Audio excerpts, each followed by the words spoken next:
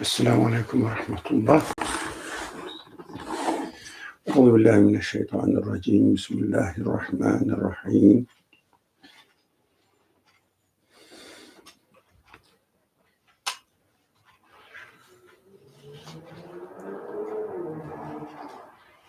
Allahümme gfir lana, Allahümme erhamna, Allahümme erhamna aceleyna.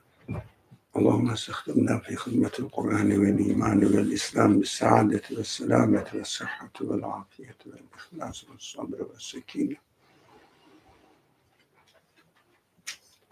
Rabbena heb lena min ledunke rahme ve heyyi lena min emrina reşeda.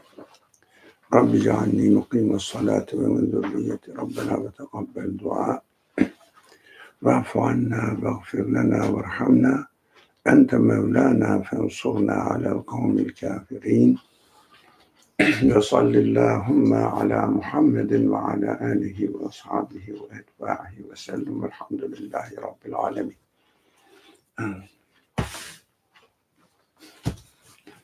I think somebody wants to read. Please. So we're continuing on with the first word. We left off with the third paragraph about how all of us are travelers journeying in this universe, and we are so powerless, impotent, and we have endless needs and wants. And so we were pondering over the question of do we, or how much do we recognize that we are needy individuals, and what does it mean that my poverty have no limit?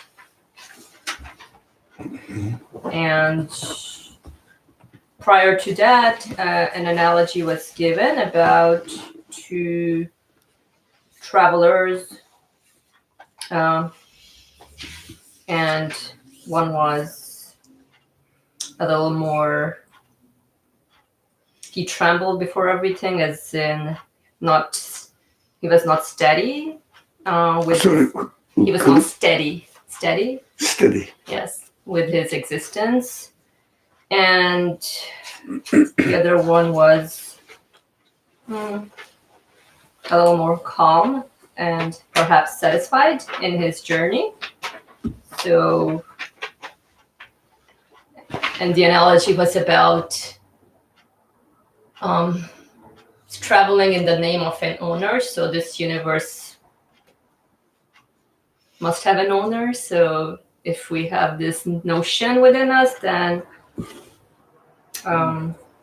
it can help us. Let's put it this way. If this universe has an owner, what does or what would traveling in the name of the owner mean to a human being? Good point. Yeah. So I think, Hatice, you said there is a problem here. I took notes of it and just went over it. We see that the universe is very meaningful, but we are impotent. We are poor. Poor means we cannot really satisfy our needs as we want it. We have to follow something other than ourselves, which means we have to follow. If someone is not believing in the Creator or anything, so we have to follow the laws of nature. And if someone says, okay, I believe that nature cannot exist myself, I'm convinced about it, so there is a Creator, so I have to follow the order preferred, established by the Creator. So in both cases, whether I am an atheist or a person who doesn't believe in God, or I believe in God or the Creator, in both senses, I have to obey something else. So being atheist doesn't free me from being subject to somebody or something else's will or choices. Do you get this point? No. Yep. So you're saying, For example, commonly what is known among the people, if you follow a religion, you have to submit your will to a religious authority or religious sources, and you have to be manipulated or controlled by the will of somebody else or something else. If you believe in God, you have to submit to God. So I want to be free. All right, that's what human beings want, to be free. That's correct. Also, I don't want to follow any religion. I don't want to follow or submit my will to a God or any super authority over me. So I want to be free. Can this person be free as he wants to do? Why?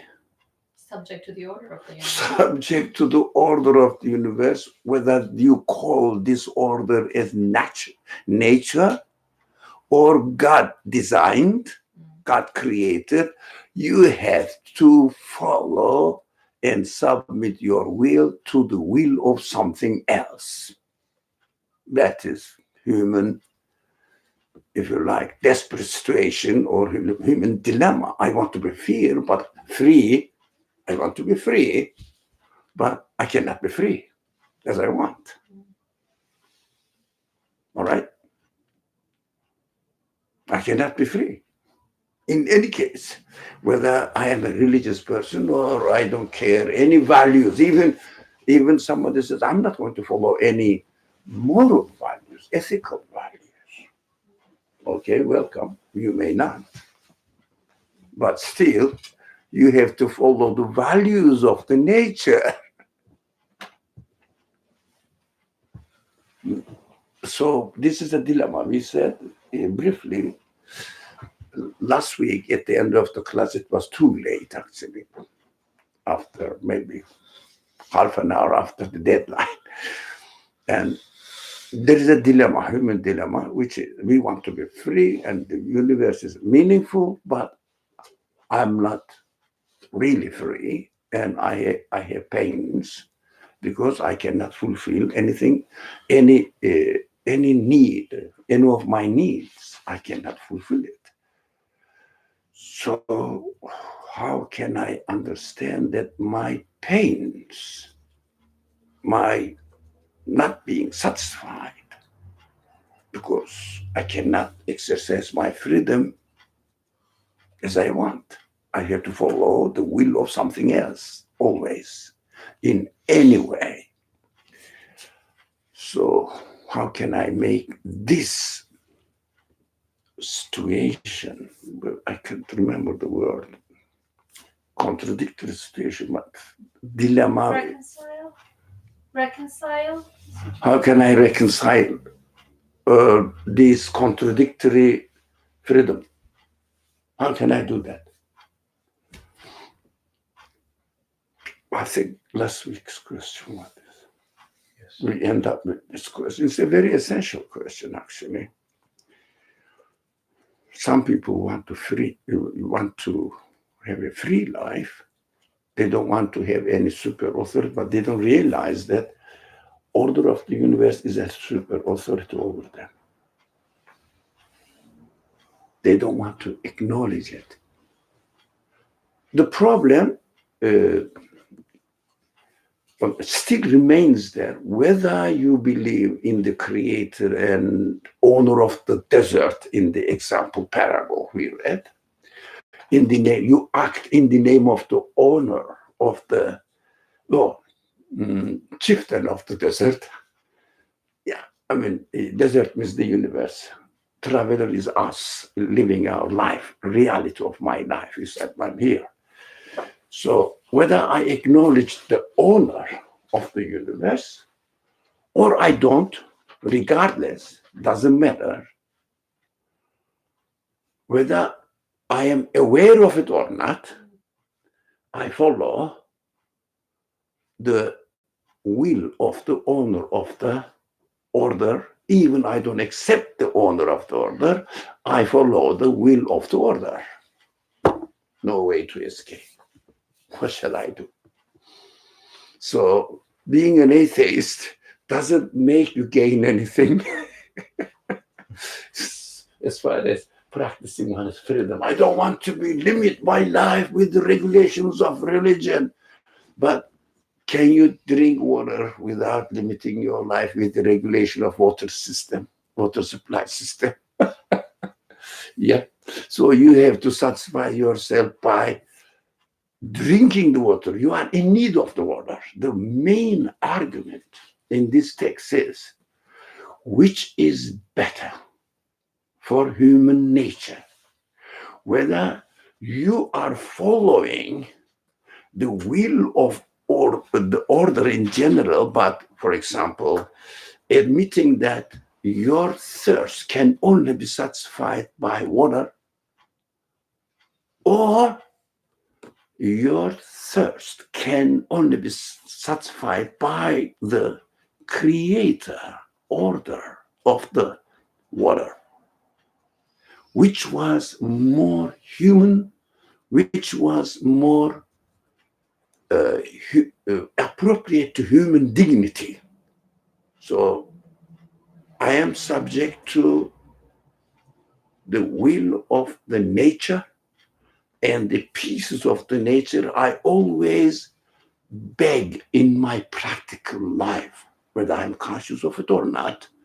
Please, I need air, atmosphere, give me some. Please, for example, I need to see beauty and entertain my life. Please, nature, provide me beautiful scenery for me. This is one option. Still, I am begging. I am still begging. I am not free.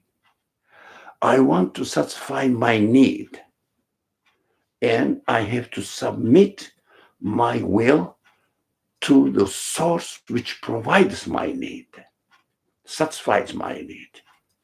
Or the author argues, acknowledge the owner of the universe, and rather than begging the fragments, pieces of the universe, but the source of existence of the whole universe, I acknowledge your authority, I follow your will. These are just employed by you to serve me. So rather than begging the molecules, atoms, or particles, submitting your will, acknowledging that they cannot satisfy, they cannot know me, but the owner of the creator, the owner of the universe, the creator of the universe, who created me as a part of the universe and made it complementary. So employed the universe to my service. So I submit my will to the owner of the universe, which is more dignifying for human dignity, or which is more appropriate to human morality. Which one? Mainly, without going into whether there must be a creator of the universe, etc., that is different. In the name of what? A human being should act in the universe in order to preserve his or her dignity. Whether acknowledge that the universe, including himself, is owned or created by a source of existence, or everything happened to be as they are, I don't know why. But the second option makes the human being a slave of everything, begging. The first option provides an opportunity for the man to acknowledge the owner of the universe. For example,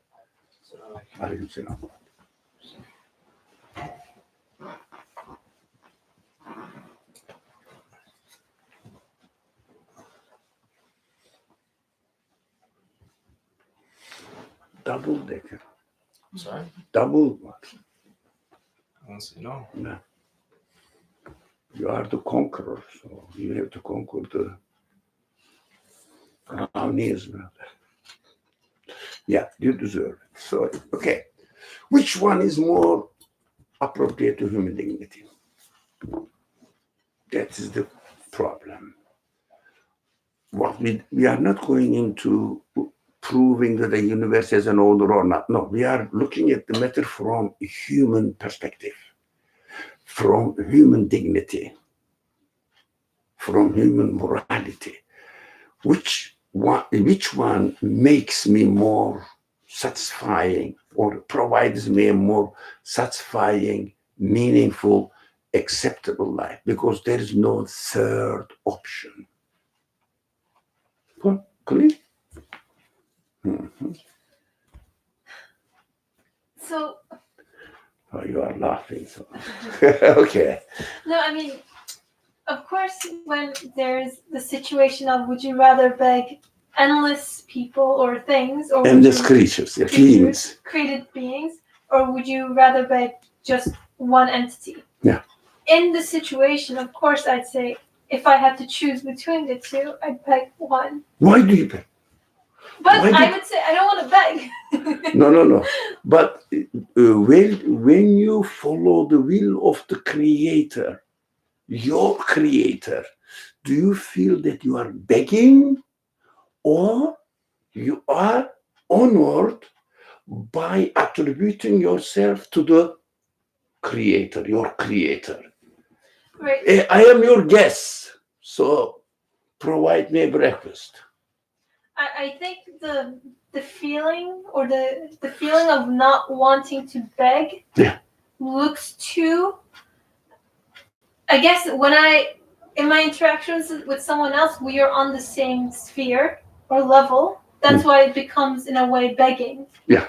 At the same time, I think it's also like an internal invitation for the human being to evaluate what it is that they're begging as well. Like, is this thing or person or entity or creature worthy of me reaching my hand out to them and asking for something within myself? Like a way for me, the desire to not want to beg, saying no, I would rather just do it myself, is an invitation for me to evaluate my human dignity and whether or not that thing is worthy of me having this particular attitude towards it.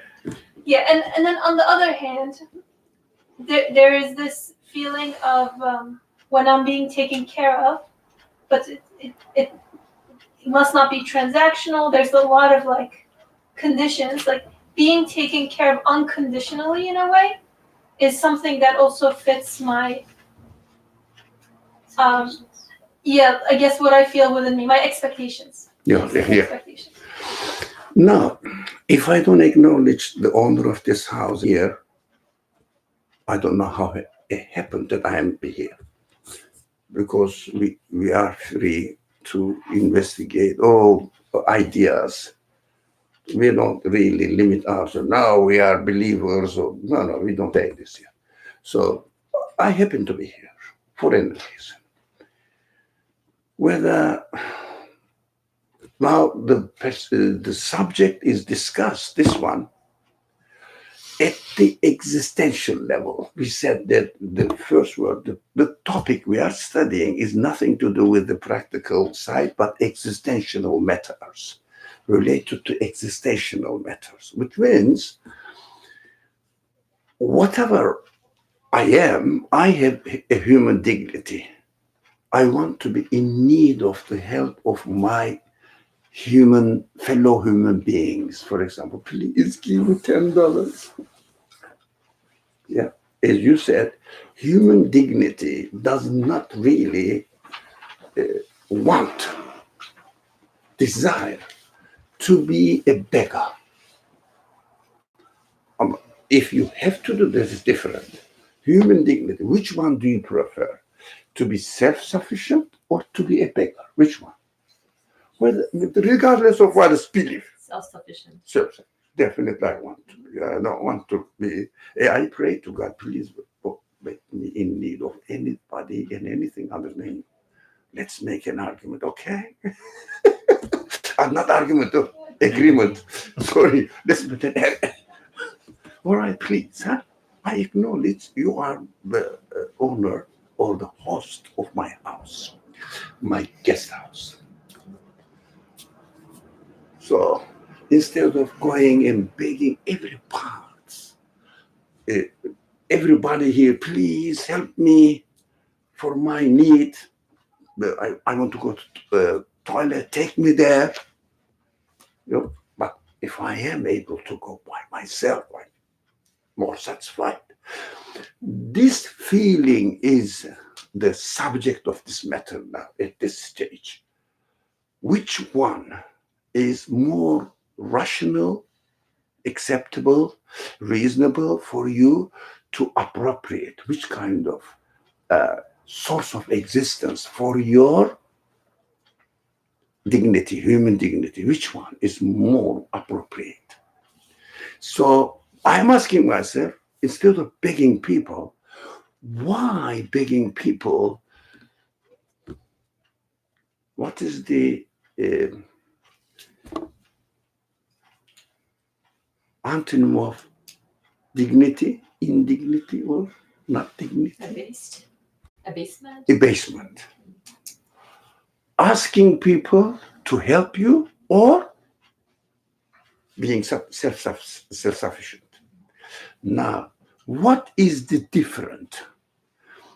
Asking people or asking the nature and the pieces of nature, the tree, the cow to give me milk, meat, to chicken to give me egg, right? To clouds to give me water. My situation, I am saying, please, I need you, I need you. That is the understanding of evaluating one's position in the universe. What am I doing here? For example, if there is no rain, no water, what do I do? Just look at the sky. Is there any cloud coming for my help? And the condition of the air and everything, the temperature, the pressure, etc., so that the cloud will get dense, and then water drops will fall. Rain will come. Begging them, in fact, either begging a human being or begging an wood, stone, tree. Which one is better? So none of them is better, but which one do you prefer? Begging a human being, say, please, for example, no name. So, okay, please, my friend, help me. Or please, wood, stone, or cell of the wood, tree. Please give me fruit. DNA, please. You act in a way that you will produce fruit for me. Please. Do you understand? Which one is comparatively better? Although we don't want to be in need of my fellow creatures like me. But if you are here, if you are a guest, there is a host, acknowledging that there is an host. Now we are not discussing whether there is an host or not. How do we know? This is out of our subject. We are just comparing the nature of human dignity at this stage. Asking the host, saying that, look, host, since you accept me here as a guest, temporary guest, so I am hungry. Can I have some food?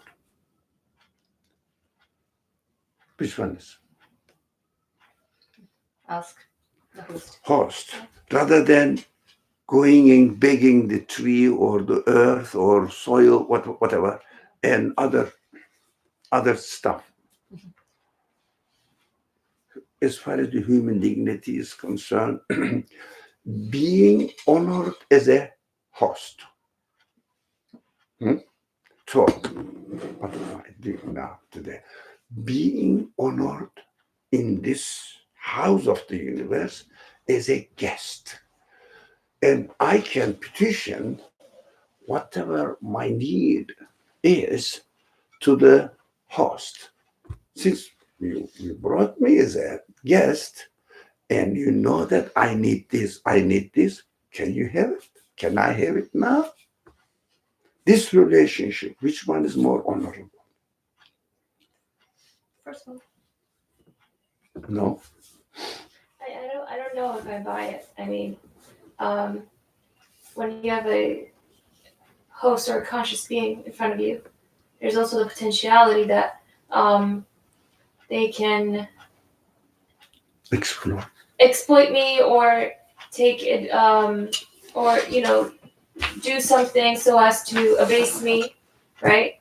Whereas, at least within the extent of my interactions with nature or the tree, it doesn't seem like, the tree might not give it. Maybe like the tree won't give fruit, but it's not going to sneer at me or make me less dignified in a sense. And as far as I'm concerned, if I'm not coming, let's say I'm coming with the notion that nature is just all it is and that nature provides, it just seems like things happen. The tree always seems to give fruit as long as I do certain things. And why can't I say, well, nature seems very generous. Mother Nature provides what I need. It's everything in the world works. It doesn't seem like I'm begging from them. Yeah, sometimes there's droughts or other stuff like that, but most of the time things work. Seems like I have a pretty good relationship with the earth and whatnot. I don't know why I would. It's very clear to me why I don't want to beg from other human beings or other creatures like me, but I don't know why I would be put in such a similar situation if that which is across from me is something like trees or the sun or flowers or whatever. I don't think. Yes, there is a sense of uncertainty because I don't know for sure if I'm going to get what I expect, but regularly it seems to give it. So there is a sense of at least general stability as much as, my experiences seem to show. So I don't know if I can equate the two as also a relationship of begging or abasement. It just doesn't seem to apply as clearly or as explicitly. Yeah, it makes sense. Yeah. So we have to extend our thinking whether when I have this attitude towards nature, if you like, everything is out there anyways. I can go and get anything from the tree and there's no way for the tree to exploit me. So I go and get it. That begs another, requires another question. The tree provides the fruit, gives it to you as the nature is, but does it really satisfy one's life? Saying that only understanding that tree provides the food I need and I get it. Will you be comfortable? Will anyone be comfortable with this idea that the tree provides my need? Let's make it simple. So that's one thing. Another thing, will it be a meaningful life for the person? Meaningful life for the person who treats the nature in this way, and at the end, feeling no obligations, feeling not obliged to have a relationship with the things that he is benefiting from. But I don't think the two are mutually exclusive. I mean, there seem to be plenty of people who can be in harmony with nature, and they appreciate, let's say, the tree. They thank the tree. They have some sort of relationship, even if all they see is just the tree. And they say, I'm in harmony with everything around me. I'm in touch with the world. and like I'm very content, at peace. Like it seems like there can be relationships of give and take, and also like contentment with it. I mean, I don't know at what point they would say there's a need. I feel like there needs to be a different way in which I need to feel a specific lacking or insufficiency in the type of horizontal relationship I create with the tree. Because so far it seems like all handy dandy. Is it appropriate for a human dignity to behave as if I found it and I ate it? I found it and I got it. Is it appropriate for human life conditions or human reality that's how I found it? No, That's our objective. comparison was at a different level, saying that whether I am whether I feel that I am in need of every individual parts of this nature, or the owner of my existence and the existence of the other things, and I am in need of the provider of the universe and my being in this world as well. As far as this comparison is concerned, okay, but the example I gave, the host may exploit it. Do you remember that you started from there? So is there any sign that, for example, in the house of the universe, that if the universe has an owner, this owner may exploit me because he is my owner as well. He is the source of existence of my dignity as well. Is there any sign that he may exploit? No, there is no such sign. So because the dignity, sense of dignity is given to me as well. So we are comparing in this way. We said we are not going to discuss whether the universe has a creator or not. Why? It is not our subject. Human dignity has two options in front of itself now. Dignity, this feeling. One is whether I will be conscious. This is the matter of consciousness, not matter of action. Consciousness. I am getting the fruit from the tree. Seems to be tree is providing the food, and having in touch with the tree when I am in need of the fruit, or the other alternative is the creator of the tree employed. For example, you are invited to a banquet and there are servants there. You say thank you to the servants. As you said, people say, okay, I am in harmony with the tree. Right. So I am not really harming the tree, but I am I am in harmony with the servants. There are servants, they are employed. Conscious servants or No, it's Okay. example. Don't confuse example with reality. So this is just a parable or analogy. I am in harmony with the servants. For example, I smile at the servant. I say, please, because there's a major ideology or worldview that as long as you are in harmony with the universe, you are okay. You are familiar with it. Because you are not harming, you are not really doing any harmful to the universe. So as long as you are in harmony with the universe, what do you want? That's your duty. Don't abuse anyone. Don't abuse anything. That's what they say. This is a big, very worldwide spread understanding. This is not a simple matter. The billions of people follow this idea. That's a small business. So yes, this analogy is this.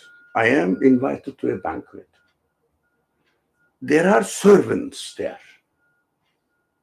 Yes, I am in harmony with the servants. I am not really ordering them, getting angry with them.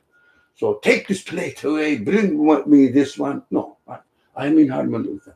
That is very inhuman. We know that if I am not respecting the servants, but instead of seeing or regarding at the level of consciousness that servants are giving to me and everyone, so you are the source of satisfaction for me. You are the source of, one of them is distributing, for example, drink.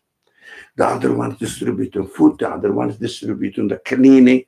You are the source of it. You are the source of it. That is consciousness level. At the consciousness, when we said begging also is at the consciousness level. Not really to the please give me some fruit. No. At the consciousness, you are expecting that the tree will produce the fruit for you so that you will benefit from it. Even it is natural.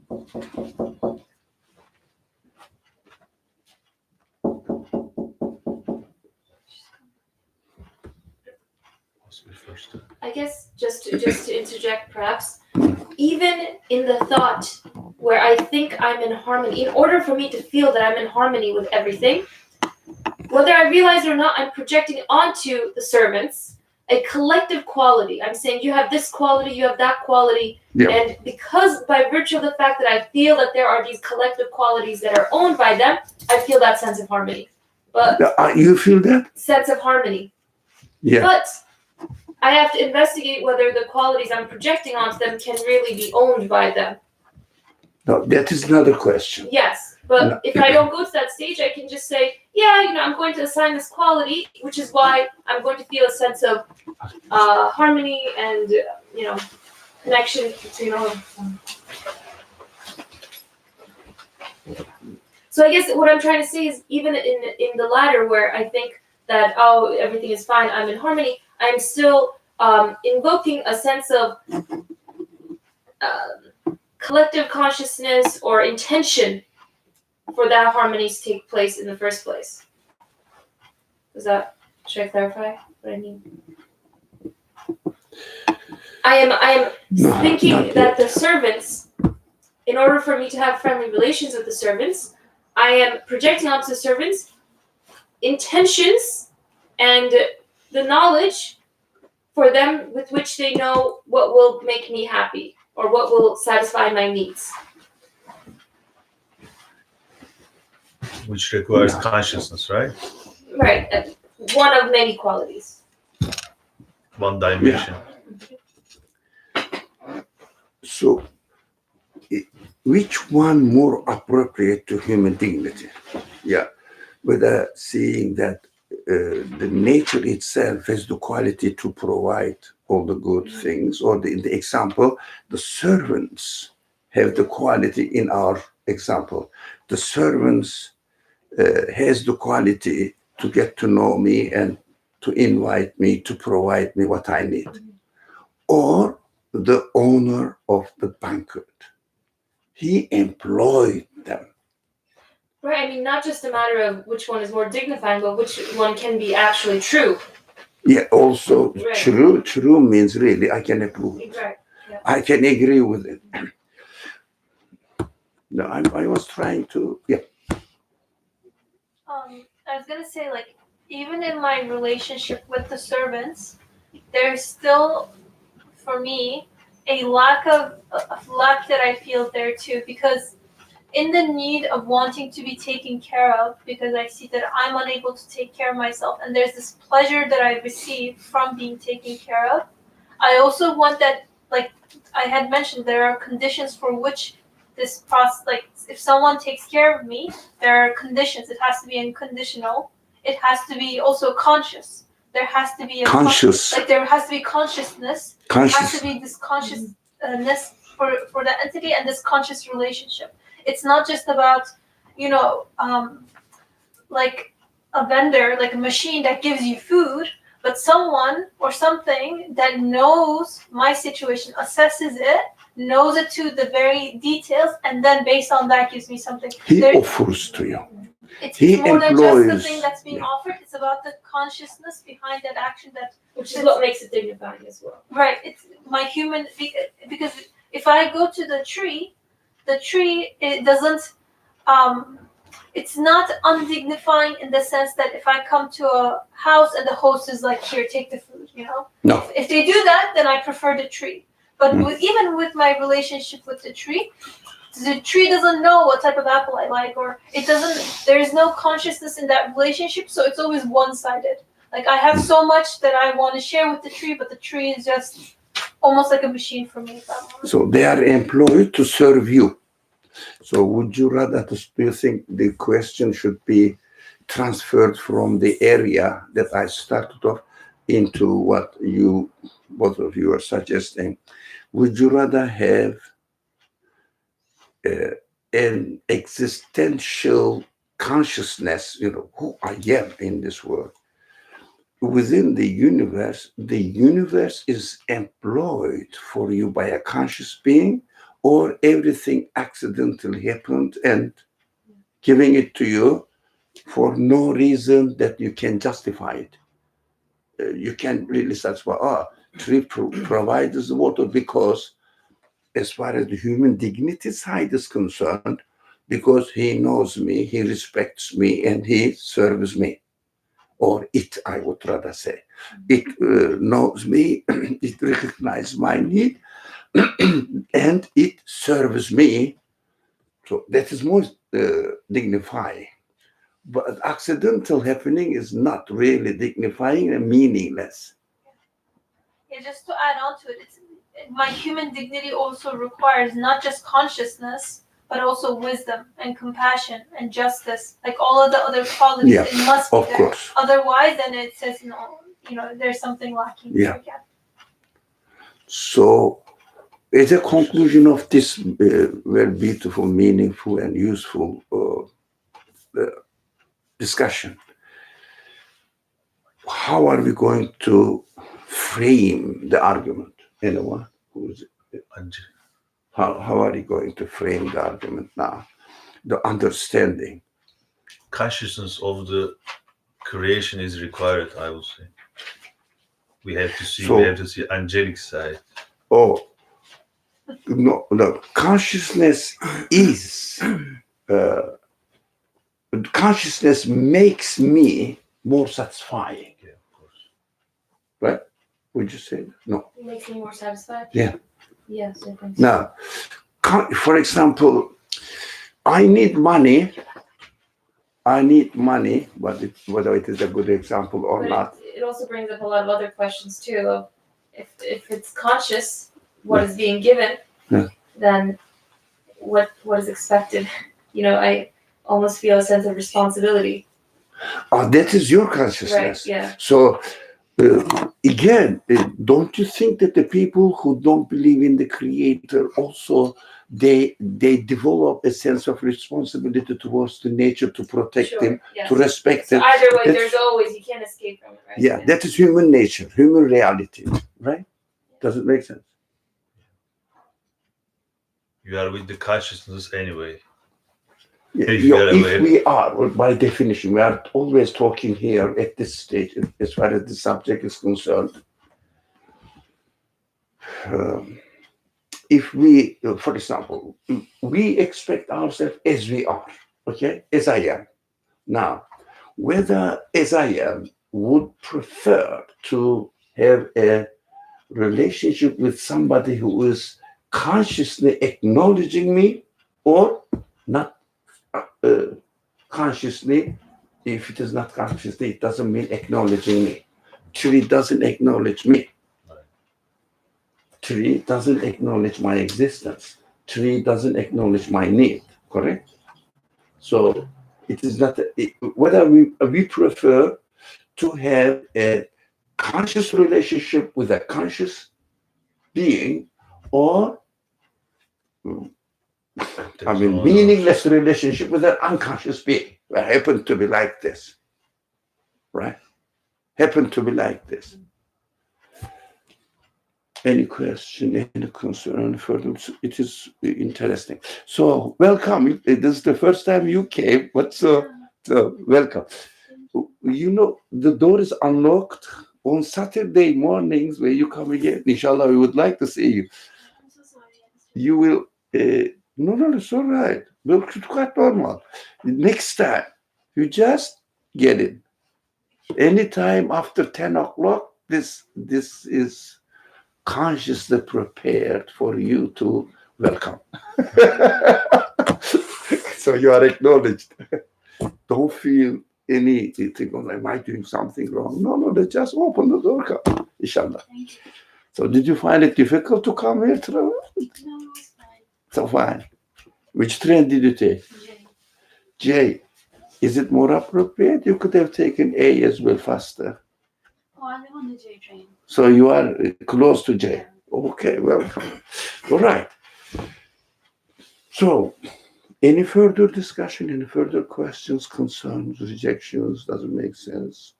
I'm good. For now. So for good. For Okay. now. Yeah. For now. You are okay? Okay. This side is silent. These are the listeners. Okay. Let them listen. Sometimes listening is good. So, where we left off last week, we said, actually, the heart of the question was this. Yes, we established last week that the universe somehow in its existence meaningful. But our needs, our sometimes despair we experience in this world, our impotence is a kind of things that we don't like. It means we call them actually kind of human pain. I am needy. I cannot guarantee. It's a psychological pain, not physical pain.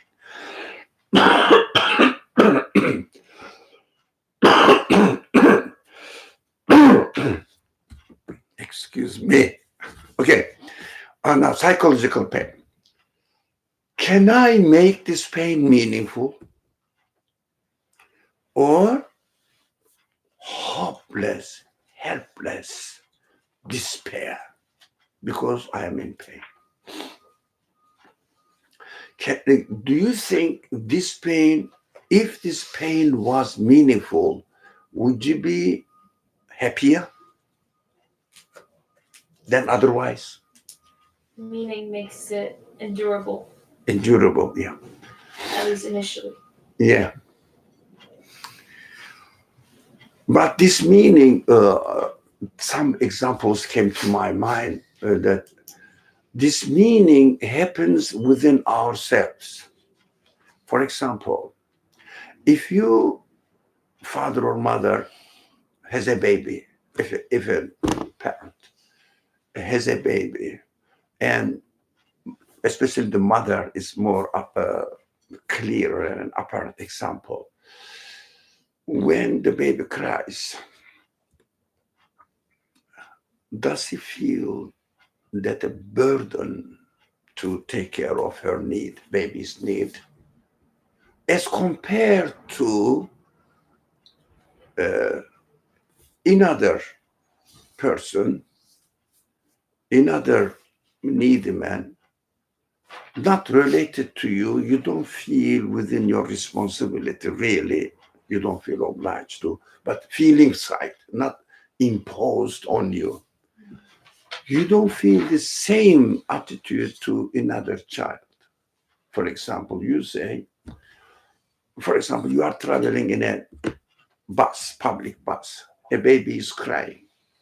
If it is your baby, you just jump in, try to satisfy or pacify the baby. But if somebody else's a child is there, you say, please take care of this. Who is this mother, father? Who is this baby? You need somebody else to do it, but you don't really have the same attitude. This is a simple example. What was it? Why did I give this oral example? I forgot. Responsibility. Meaningfulness. Yeah. Bearing Yeah, the this- psychological pain. So meaningfulness, thank you, it helps. Meaningfulness from your perspective. So taking care of a needy person, your baby, your brother, sister, your parents, that somehow meaningful makes it more bearable. If it is not, for example, a neighbor continuously makes noise at night from time to time, you really get annoyed. Maybe you call 911, saying that these people are crazy. But if the same noise is made, a kind of disturbance made by your baby, do you do the same thing? 911, please take care of this baby. Take away. But because somehow existentially from your own self, it is meaningful to take care of the baby by yourself. So that is more bearable than otherwise. So in our relationship with this universe, or in our weakness within this universe, is it meaningful that our impotence, our poverty makes sense for me? Is it meaningful? Our impotence. That was last week's main concern actually for me. Can the pain, some sort of this pain, not physical again, pain of meaninglessness, for example, this pain, not meaninglessness, it was a wrong word. Can the pain of poverty, neediness, etc., be meaningful in my own existence? Can it be meaningful in my own existence? What do you say? It must be, but How? how? Did you get the question? Or did I make it clear? Can the pain of impotence, poverty, be meaningful for me? Is it possible? If it is not meaningful, really, real pain now, really, psychological pain, torture. If it is meaningful, I can bear it. I can try to overcome it, but I don't get angry and disappointed. And also, I don't have the existential anxiety about it. Why is it there? No. No anxiety, calm. Yeah, I need it. I have to accept it. The pain, I keep repeating this word in our discussions, interpreted by the people as test. We are subject to test. We strongly, I personally, I don't know you, but in the classes I keep repeating that I strongly object this in understanding of the word, which is Quranic word, translating it in the form of a test, because rather than the test, somebody's testing me. That's why he's giving the pain. Now let's compare it now. Because somebody is testing me, that's why I am subject to pain. One option. Option two, somebody is trying to help me. That is why I am going through some difficulties. For example, taking very soury, tasteless medicine. But I don't like it.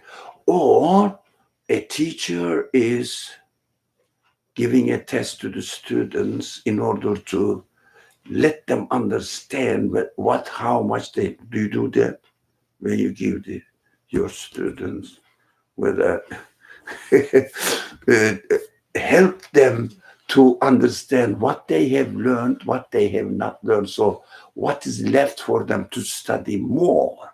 The good teachers give the test in order to benefit the students from it, not really be a source of pain for them, punishment, a means of punishment, right?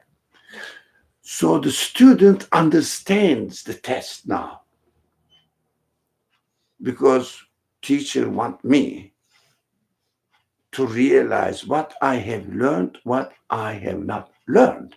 So accordingly, I would prepare myself for the further developments in, yeah, you do this in your further education. What do I pay attention to more? So if this person, the same things happening, one of them seeing that the exam is a test by the teacher to get to know me, the other one is saying the same exam as a means of process of education. Sorry? Opportunity to learn. Now, if the pain that we are suffering in this world is not a test, but if they were just an opportunity for me to educate myself for my further life, not necessarily that life after death, hereafter. No, for my further life, including in or not. This is not our subject now. For my further life. So I am going through some difficulties that I feel, for example, pain. It's not coming to the like a student comes to the class, sits there, professor teaches, he listens and learns. Oh, easy. But now it is your turn. Come on, tell me what you have understood from what I taught you before. Write it down. It's not that easy now. So this comparison gives us whether the pain is meaningful for me or not meaningful as far as my being in this world and the process of whatever is happening to me in this world is concerned. Or is it meaningful? Do I need to sit for a test? Or does the teacher need to set me for a test? Which one? So look at the universe, everything from one aspect, everything is really employed and coming smoothly to my help, to my service. But on the other hand, if I need it, if I understand it, if I need these seemingly pains, difficulties, problems of life, if I understand that this is useful for me, I will be happy to have it. It is useful for me, although it is difficult, but I will be happy to go through the difficulties, like having an operation, for example. A person is suffering from an illness, and they say, okay, but you have to go through a surgery. People pay for it. Yeah, going through a surgery, because the result is better for him. So do we make the pain, or in another language, we call them sufferings of this life, difficulties of this life, meaningful? Can we make it meaningful? Is it possible for us to make it meaningful? Or they are not meaningful at all? For example, two main vocabulary are employed here in the text. One of them is poverty, the other one is impotence. Human poverty, human impotence. Human beings cannot create anything. Human beings cannot guarantee anything for their life, for their being. That is reality. Can we create anything? No. Can we guarantee anything? Which is our reality. Okay, that is given. Whether you are a believer or not, regardless, we are not talking about the subject at this level now at all. But forget about this. So,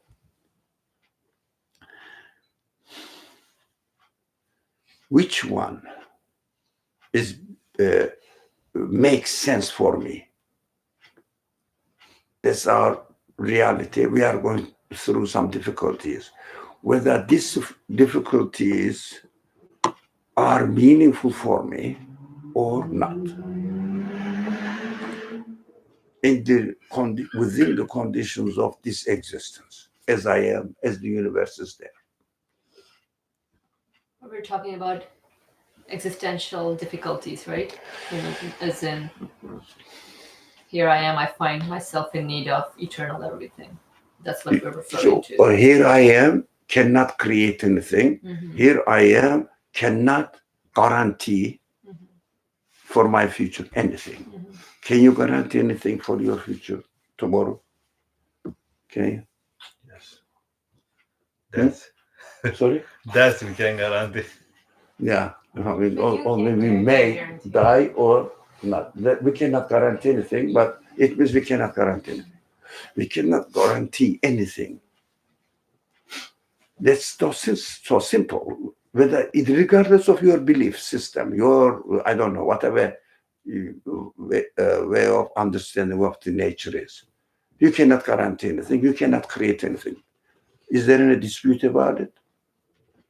Existentially, I mean, create means I can provide. How do you say? I can reformulate something and provide something, but I cannot guarantee anything for my future. I cannot create anything. I can only use what is already created.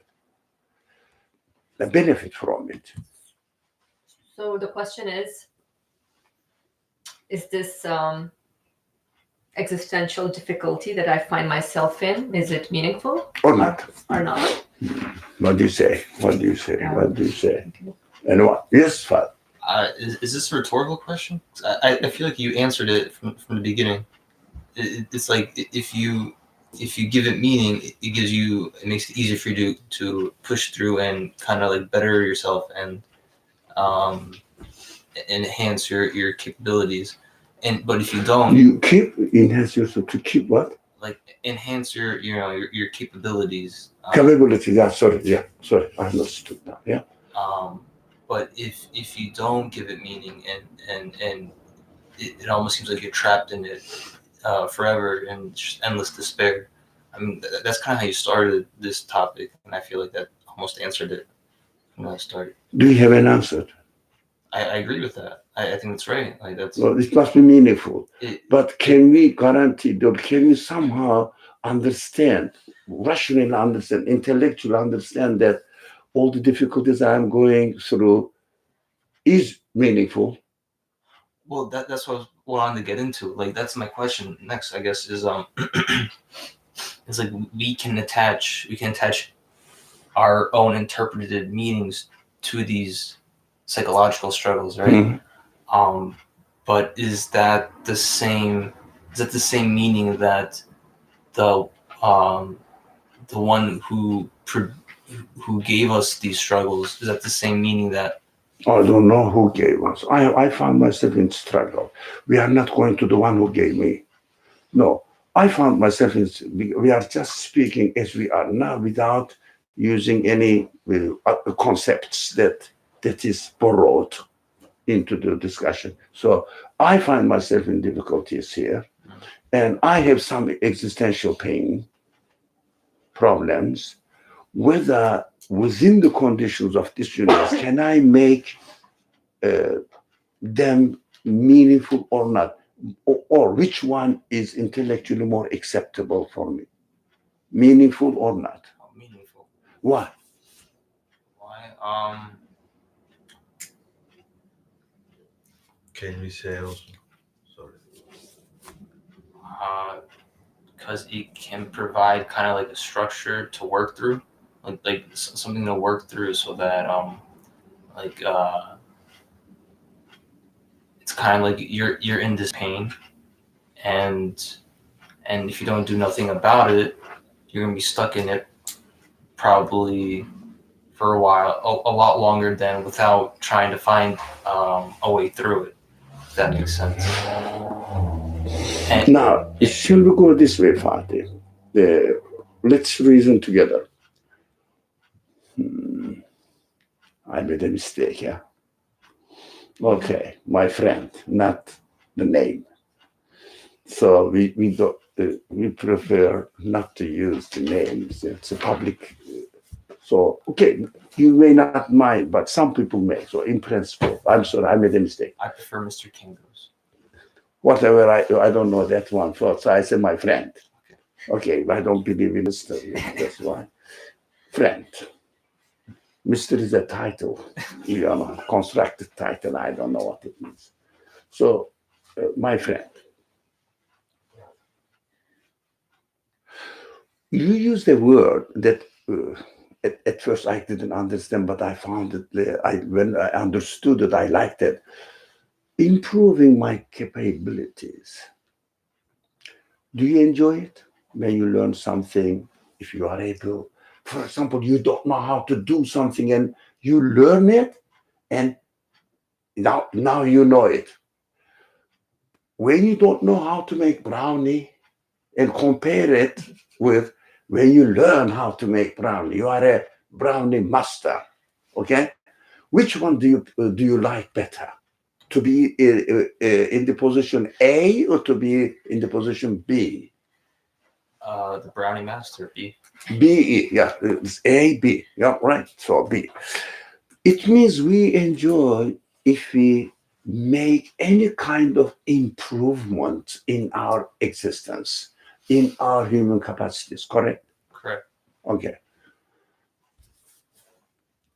Does it make sense to you as a start of reasoning? Yeah? I have no current objections. Sorry? I have no current objections. Okay. No promise that no objection at all. We have a hand. Yeah? Yeah, so the way I see it, it just seems like the coping mechanism.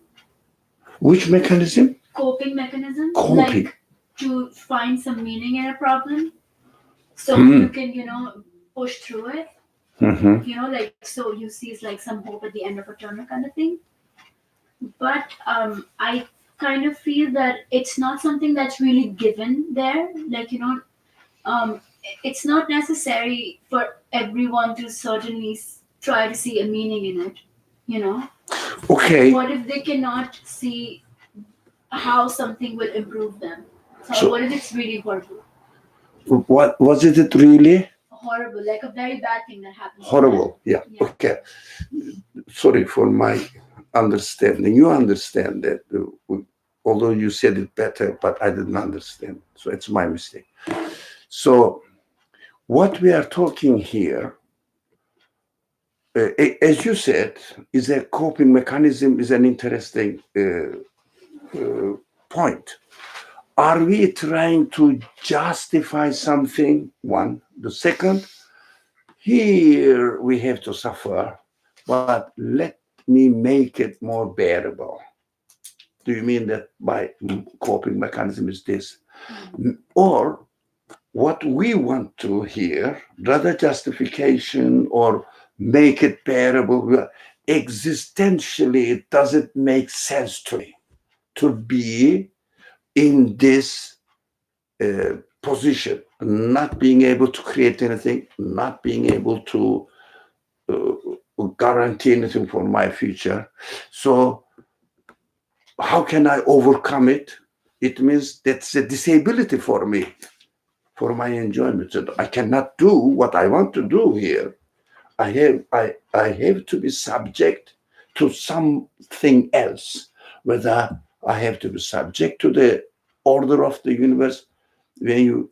Before you came, we discussed this. Either I am subject to the order of the universe, or I am subject to the will of the creator of the order of the universe. Whatever it is, in both cases, it means whether I believe in the creator or I don't. In both cases, I have to be, this is my existential reality. I am obliged to be a follower of something else's order or will, whether it's nature or God, whatever it is. So that is a very human reality. We cannot really argue otherwise. So no, it doesn't make sense at all. If there is an other option to interpret it. So in this case, we have to existentially try to make sense of it rather than justify it. what it means. So we are having some problems. Let us believe in the Creator and the wisdom of the Creator, saying that I don't know why I am suffering from this illness, but my Creator must know the wisdom of it, so I trust Him. That is a way out. That's not a solution. Because existentially, I have to understand and intellectually make it reasonable for me to say that I need this so-called quote-unquote pain. It means this disability, or not being able to not being able to create and guarantee something for my life. What should I do now? Is it really correct? And it is, for example, would it be really correct to call it as a pain, real pain, or is there any way that it may be a means of education for me? So within the given existential conditions, that's why I asked the friend here, said, when you develop your capacity, your abilities, and become more capable of something else, do you like it existentially or not? So if a thing, for example, a training period, may be hard for me to go through, but at the end, if this training helps you develop your capability, then it is worth it because it is for a purpose. We are saying that if the pain, whatever you call things pain, if the pain is for a purpose, it means it has a meaning, it is existence. If there is a meaning in the existence of anything, it is more bearable for human being. So we will further question whether this being incapable of doing anything, not guaranteeing anything, and being impotent, can they be a means of human perfection? Can they be? Can they be? But we have to accept the existential reality as we are in this world. For example, I don't want to be not able to create anything. I want to be a creator. It is not your existential reality. This one is just imagination. Yes? Correct? I mean, like I might want to create like a painting or a book, or I want to produce. Yeah, that is different. But we are to impotence and poverty.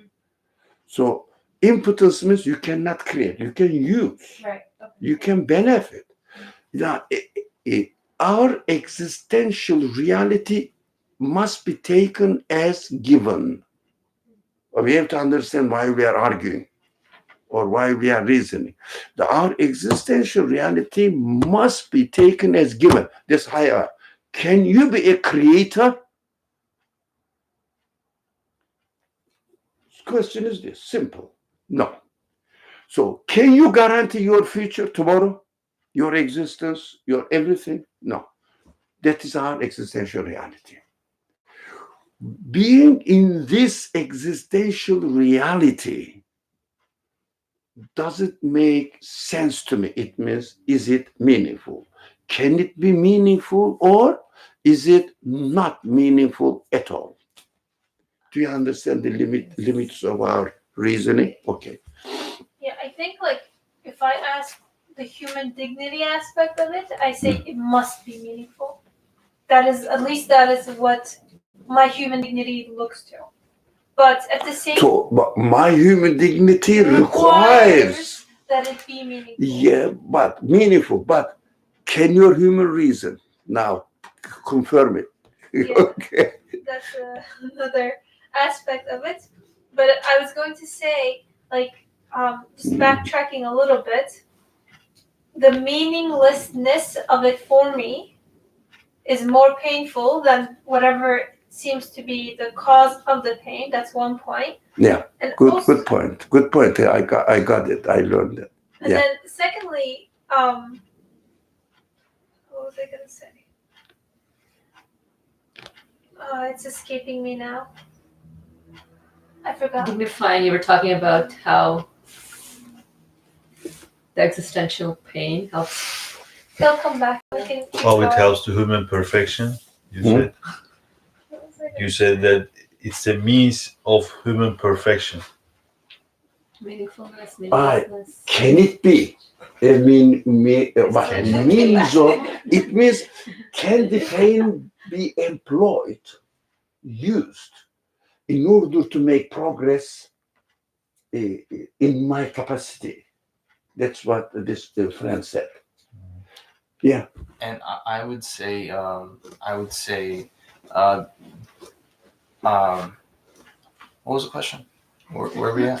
Can be. Okay. Today, not only me, I'm happy to see that I have some fellow friends having the same problem. Sometimes I start to say, what I'm going to say. Okay, that's all right. Can the pain that we, existential pain, yeah? I cannot guarantee, I cannot create, I cannot guarantee the future. Now, can be a means of perfection for me so that I will say, oh, it is useful, it is meaningful. Or can I make it? But as far as expectations, human dignity, the requirements of human dignity side is concerned, we prefer to have a meaningful existential reality. Yeah, to make the existential reality meaningful. That is, we said, yes, human dignity requires to be facing, encountering with a meaningful reality, meaningful existence. That is preference for human dignity. I want a meaningful reality. It means I want a meaningful pain. A meaningful pain. For example, I have a heart problem and somebody told me we have to make an operation on you and you have to suffer with cutting and all sorts of things. I said, I'm happy with it. Please do it and I pay lots of money for it. You see, it is meaningful. That's why not only I bear it, but I prefer it. But existentially, again, sorry, I am confusing the word. Rationally, can I really understand that? Can I really understand, comprehend that this existential reality, not being able to create and not guaranteeing the future, and also being subject to the will of something else? Yeah, right. I made the three. Now, can it be meaningful really? It means, can it be helpful for my improvement of my capacity as a human being so that I will be happy? Huh? Because we understood that if something helps me to improve my capability, that is a means of happiness, meaningfulness for me, we said. Okay.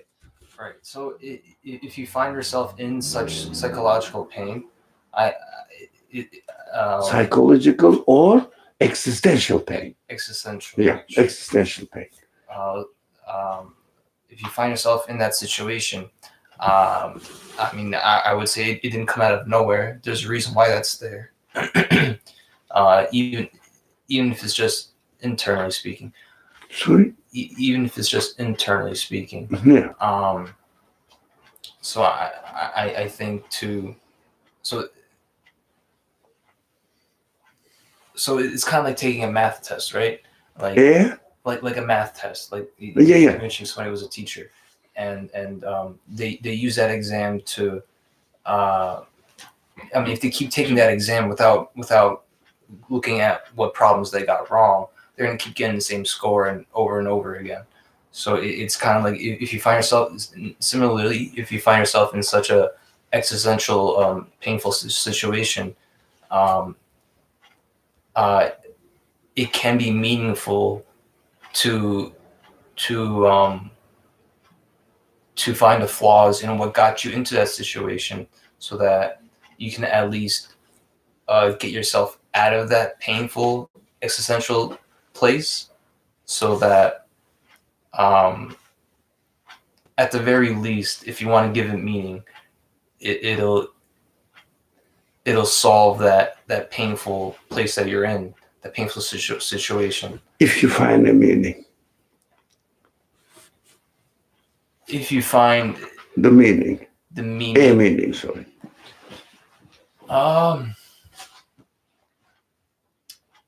Well, if there's already if there's already pain, there must be meaning, no? That's what we are questioning. Well, Whether having pain is meaningful or not. if it didn't have meaning, it probably wouldn't have pain. Does it help you? For example, if having a pain helps you, that makes it meaningful for you. Helping in order to improve your human conditions, right? So is it helping me? The question is, you helped us to simplify the question better. Having these pains, does having this pain help me to improve my human condition, reality, human reality, whatever I am? Yes, it's almost like I mean, correct me if I'm wrong, but it's almost like a survival mechanism, in the sense that a survival mechanism, in the sense that if you put your hand on the hot stove, your hand's gonna tell you to move. Okay. Move away. Yeah. So then you find the solution and apply it to being impotent and total poverty, not being able to guarantee your future. Now, give us. Let's all together. Give us an example. Really? Doctor. Okay. Oh, sorry. So, Okay. Oh, go ahead. no, you go ahead. I always do. No, I just wanted to add on to what friend said about survival mechanisms. So I was thinking the pain is probably the only it's the only constant that humans can rely on to learn and gain knowledge. So when he said that, I was thinking of like, imagine one human living alone on an island, right? There's no other humans, right? Obviously there's trees and other things that provide, you know, what they're meant to provide. But us as humans, we have a form, we are limited in the abilities we have. And then we have to use the abilities that we are given. And it is a survival mechanism, because from the moment we are born, you know, like our reality is like we need pain to grow. So if we come to terms with that, it wouldn't be so hard to bear. For example, the greatest realities of life, like procreating, right? For us, for future generations, like giving birth and going through pregnancy, like that's probably one of the most painful experiences a woman can face, but it gives you this joy, right? Like there is meaning in this pain. You enjoy it. Yeah, so almost every little form of pain should be, I don't know, punishment. Every experience of pain is meaningful in its own way, but we have to understand that. There was one other thing I wanted to mention. Like you don't learn anything when you just agree with everyone, right? You don't learn anything in your comfort zone. So when you get out of your comfort zone on an emotional level, on a physical level, whatever it is, like, you know, it's going to challenge you. Like a diamond is made under pressure, you know. A child is born under pressure too. Like all of that. Like if we understand that is our human limitation. So human reality, let's say. Yeah. That's how we are. Yeah. So I don't like limitation, the word, for some other reason. So human reality, that's how human reality. For example, if somebody has a baby and until the age of 40, you never let, as the mother or father, you never let the baby do anything, everything you provided. What happens to the baby? Are you harming the person or doing something good, favor to the person, to your child? You're doing them a disservice. But I mean, So because you are not helping, you are actually preventing him from developing his capacity. So you are harming. If this person really realizes his existential reality, he will say, my mother or father harmed me, blocking my way of improvement. So can we understand? Do we agree on this?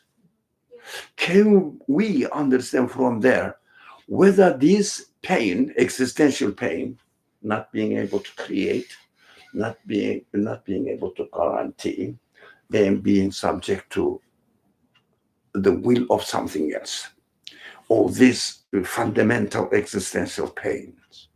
So these pains are helping. The question whether they are helping for me to improve my human capacity within the conditions of my existence. This is the condition of my existence.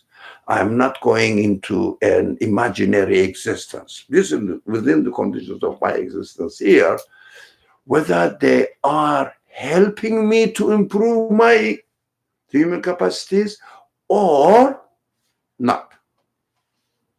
Yes. Because You said yes. Yeah, I want for the recording page. Yeah. because as you said, it reminds you your reality, which is you cannot sustain your existence. In your existence, you cannot Sustain You your cannot existence. have. Sorry, you cannot I said you sustain. can, yes, sustain. You cannot sustain your You existence. cannot sustain your existence. Mhm. So, but in the reality, you are seeing things are being created and they don't So- sustain So themselves. you are in your reality.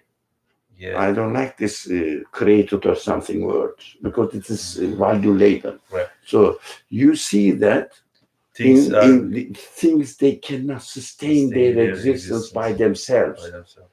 So in their existence, they are subject to the will of something else, the order or something else, Something else.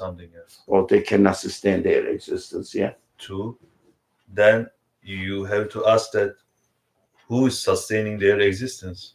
What is sustaining their existence? Or one of the main human questions is to ask the question. I'm just trying to understand what you said. I'm not adding anything. Paraphrasing it in order to help myself to understand.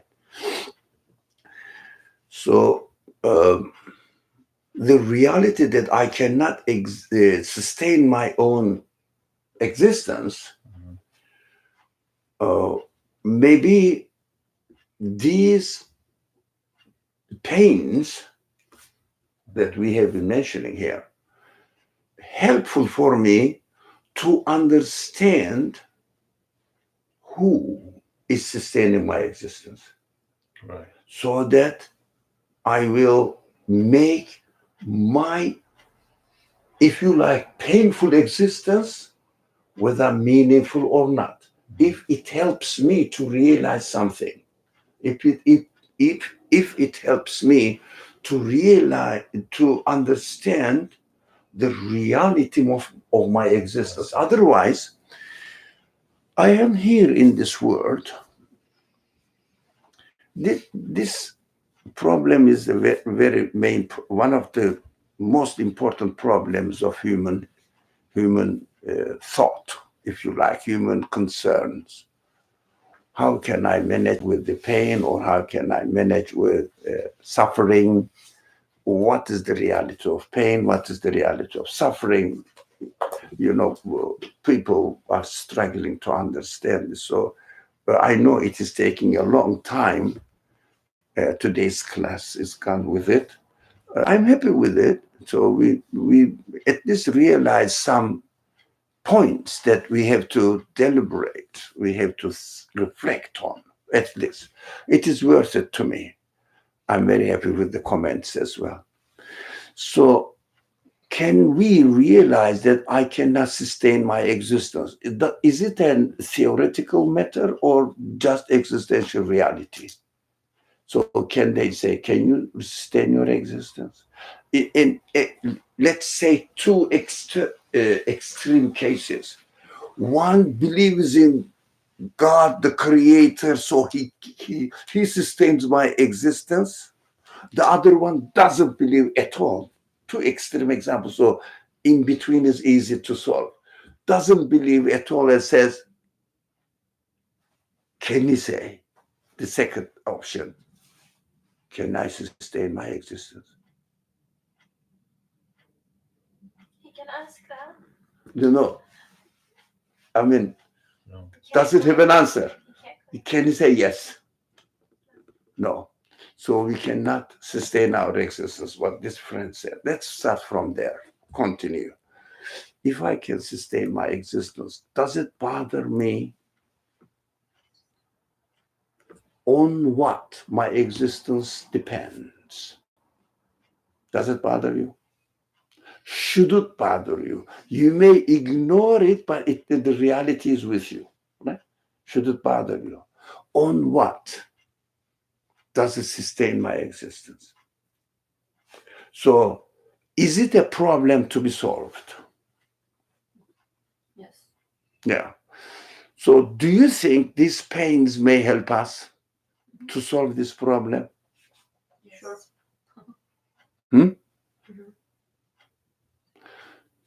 Do you think, you friend, do you think these problems, I will repeat the question, do you think these pains help us to solve the problem of who or what is sustaining my existence? Do they help, these pains help me to solve my problem of sustainer of my existence? Who is it? Does it help me to understand the reality of my existence? Does it help me? I feel like this holds true for the problems that make you better, but the other ones that don't really contribute toward anything that's positive, then it could be a problem. To contribute to anything more? No, I'm saying problems or Yeah. the pain that makes you better eventually, or like helps you Yeah. sort of upgrade in any way. Yeah. That could help, understand who the sustainer is. Excellent. But when there are problems that are not really adding to anything, So then it is useless. that's when this question is Useless. arise. Yeah, you Useless. can't really- So, as far as human dignity, would you like to know, since you cannot sustain your existence, your being, in order to have a meaningful existence, because human dignity requires meaningfulness, meaningful existence, would you rather like to know this, the one or the thing which sustains your existence, or not? None of my business. Which one is more satisfactory for you? to know. To know. Agree? Yeah. Agree? Everyone? Disagree? Okay. I have a question though, if I may. I have a question for you. Well, how would you determine, or you too? I mean, you may be able to answer this. It doesn't matter. You can ask her the question. Still, I take it on myself because it is my human question as well. Yeah. Any question is very sacred. Yeah? Answers may not be, but questions are sacred, guaranteed here in this class. Okay. How do you determine if a certain painful, an existential painful situation is meaningless? Meaningless? Meaningless. Did you say that it is existential pain? She didn't say that. You answer. Did you get the question? Now I'm thinking. No. Did you say I this? said No, I said there could be painful situations which are not really helping you get better. So I'm sorry. Yeah, But that's if right. there That's is, right. yeah, if there is, but if there is, yeah, if there is there? Free will. there could be. There could be, we have to question. Okay, but by definition, if should I not interfere? No, please Not go ahead. good.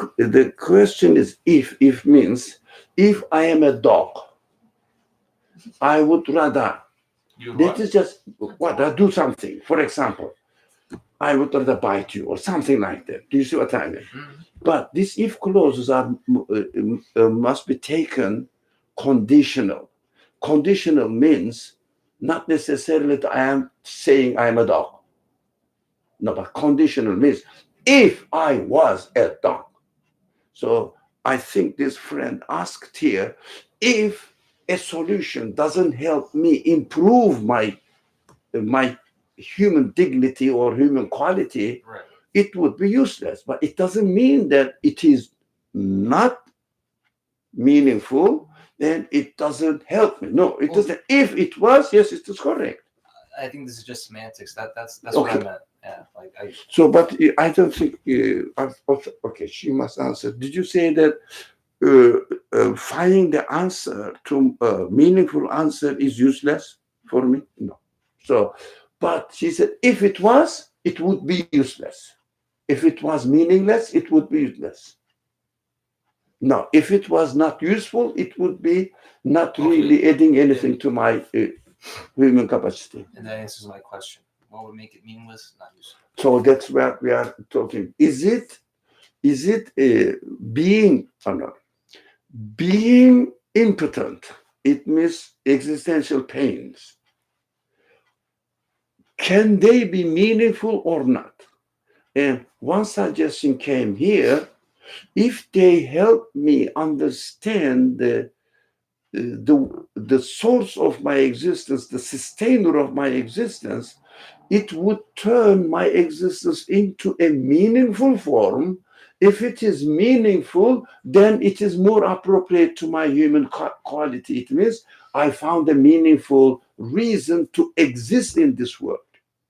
So whether this pain helps me to understand my sustainer of existence, source of existence, maybe, source of existence or not. Because I cannot create, I cannot sustain my life. What am I? I cannot guarantee my future. What am I then? My existence. What does it mean to exist in this world? Looks meaningless. So, is there any way to make it meaningful? If I understand that any solution which helps me realize that my existence is meaningful, that is useful for me. It means this is not a pain, it is a means of education, training, learning, because it brought me to a meaningful situation. So pain, if the pain is useful to realize, to help me realize what my reality of existence is, then this pain is worth it. Okay. Couple of points I want to make. Good, man. Not questions. No, they're like question Oh, points. no. Okay. Altogether, not me only, everybody. Okay. Yes, everyone. So we said that based on the premise of impotence and poverty, that I cannot create and I cannot guarantee something. How can I rationalize whether or not the pain that I feel on an existential level can help me improve my capabilities, right? Because improving myself in this particular equation is me attaining happiness, or it's something that I feel happy about. So improving myself also can mean understanding my existential reality.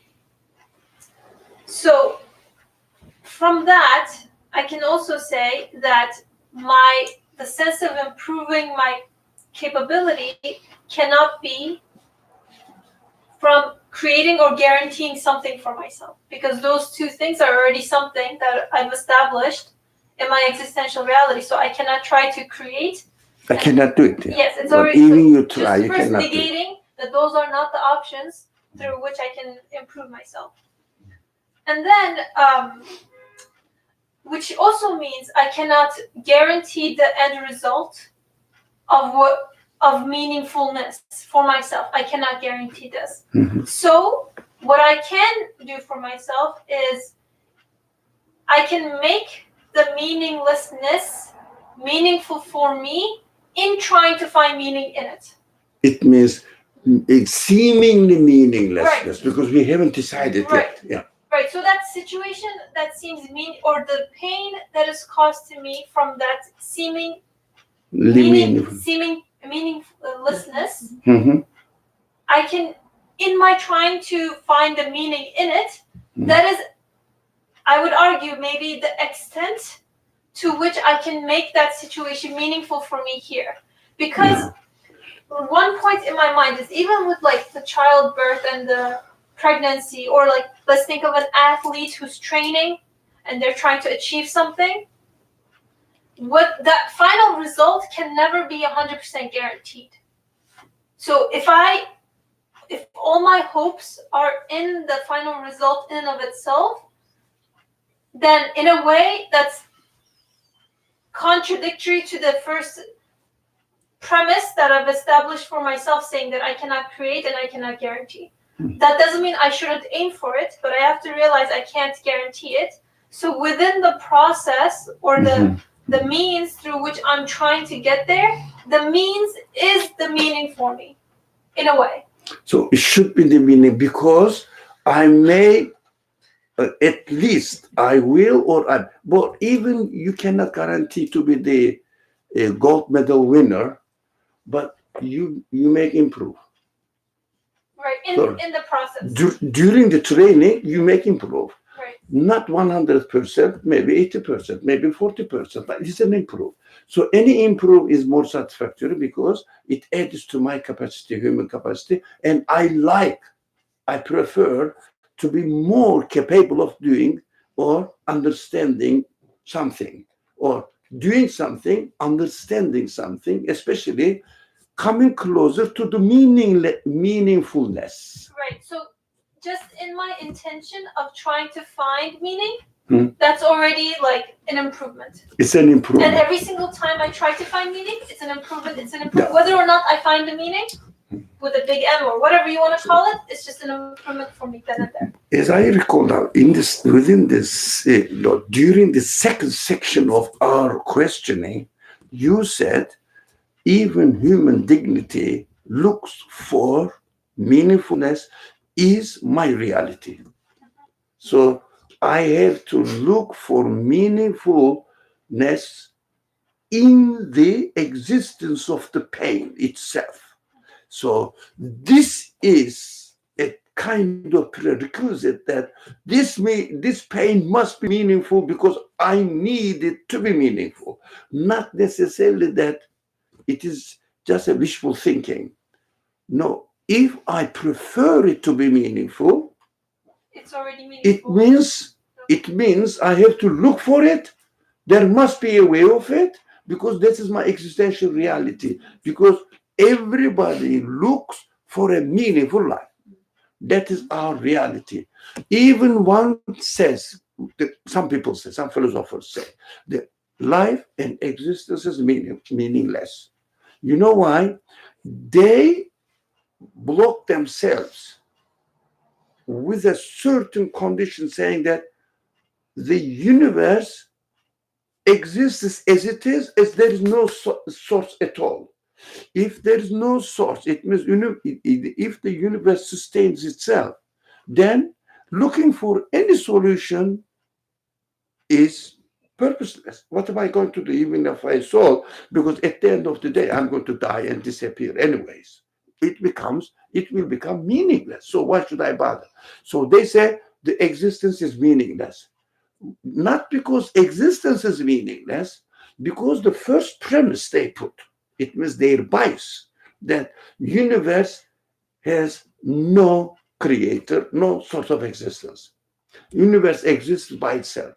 So I exist by myself, happen to be with, meaningless. and then so I have to suffer meaninglessness. But the existence of human need to look for a meaning, how can you explain the source of existence of this question? Where did I get this sense of looking for or being in need of meaning? Now, the author says here that we didn't read, you read it now. Since it is thus, okay? The third paragraph, Yeah. third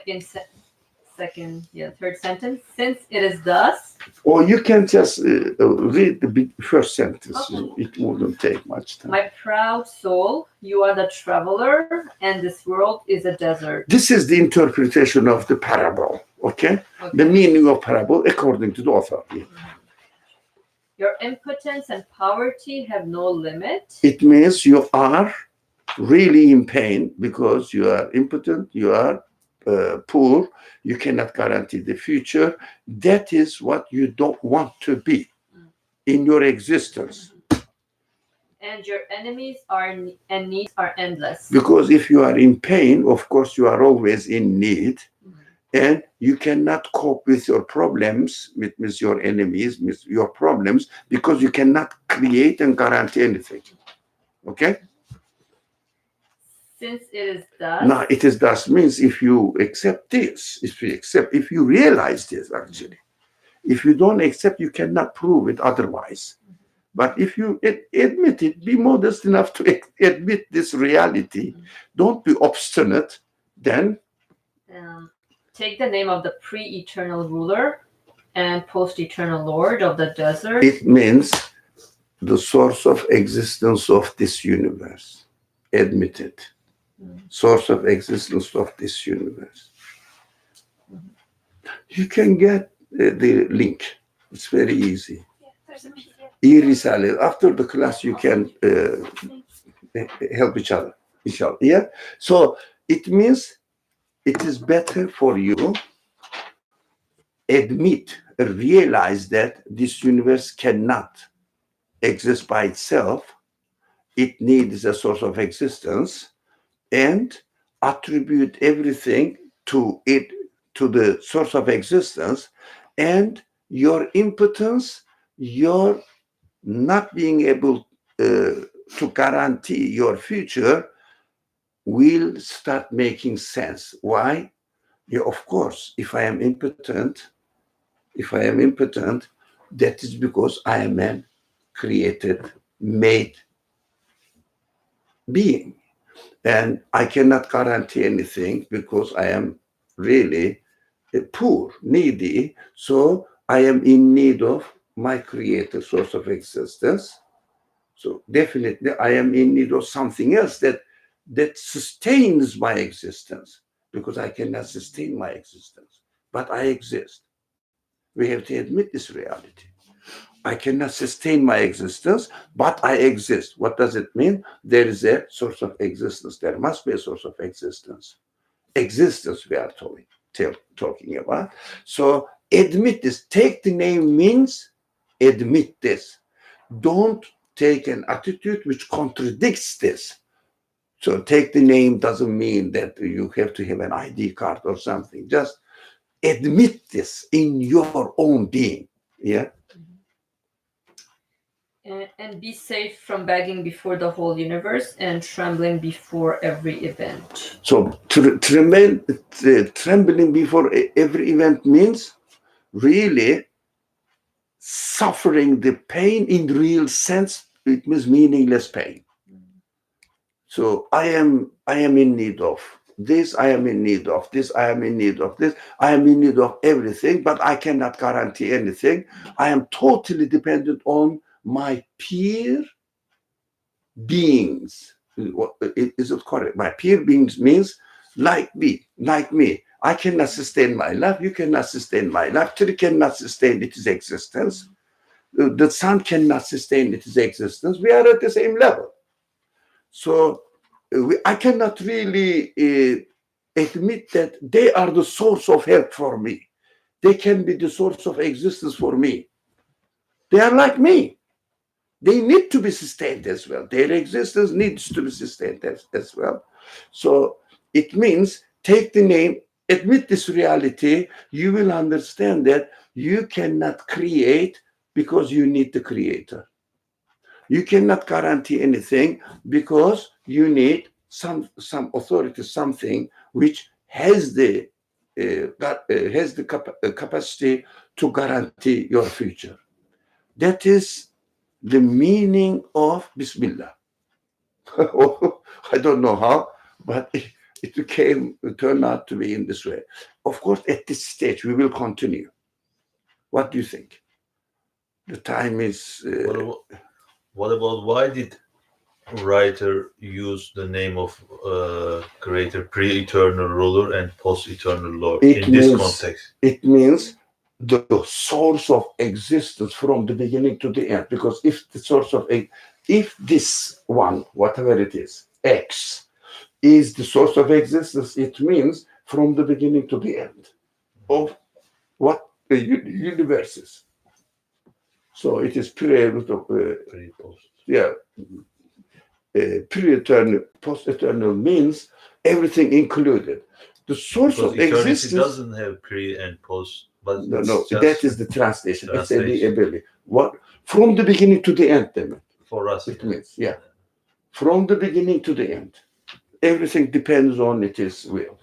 His will or its will. Must be. That is what the only solution for human pain.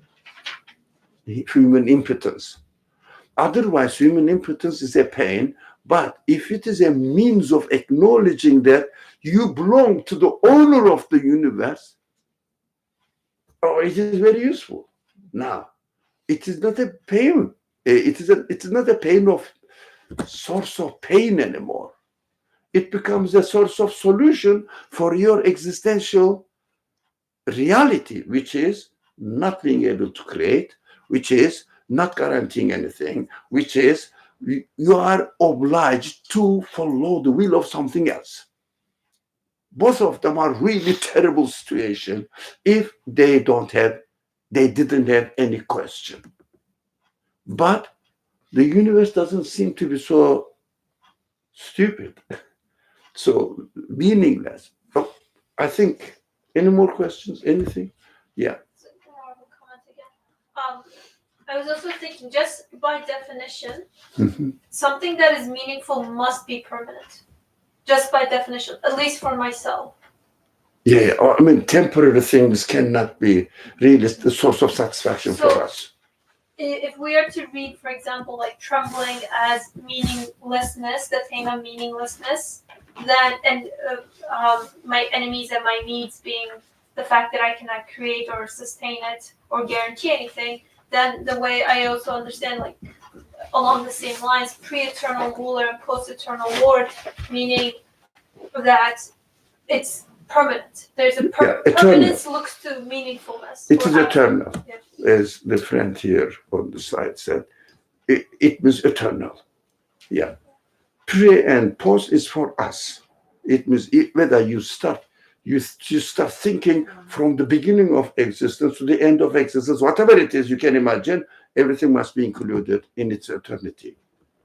Bismillah ar-Rahman ar-Rahim. Subhanaka la ilma lana illa ma 'allamtana. إنك أنت العليم الحكيم وآخر دعواهم الحمد لله رب العالمين. Inshallah, see you on Monday. No class on Monday. There is no class this Monday. Sorry? Holiday, right? Yeah, the building is closed next Monday. So the further one. So it is on my calendar, but it is good to remind the friends that not this Monday, but next Saturday and then Monday. Inshallah. So thank you very much. Sorry? Alaikum salam. So please to watch. So okay, what shall I? How can I answer? Just right here. Say something. Yeah. Yeah.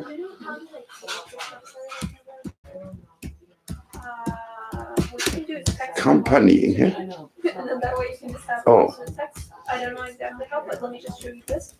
So when you're on the website, so, To us or with us? and then if you go here, The company. right now we can put company Us. Us. Okay.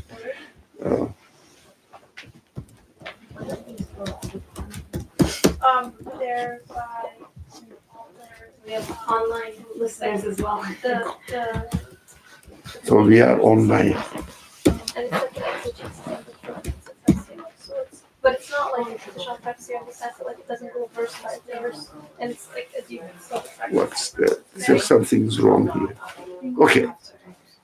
Whatever it is, a companying. I think you're like missing an A, but it's fine.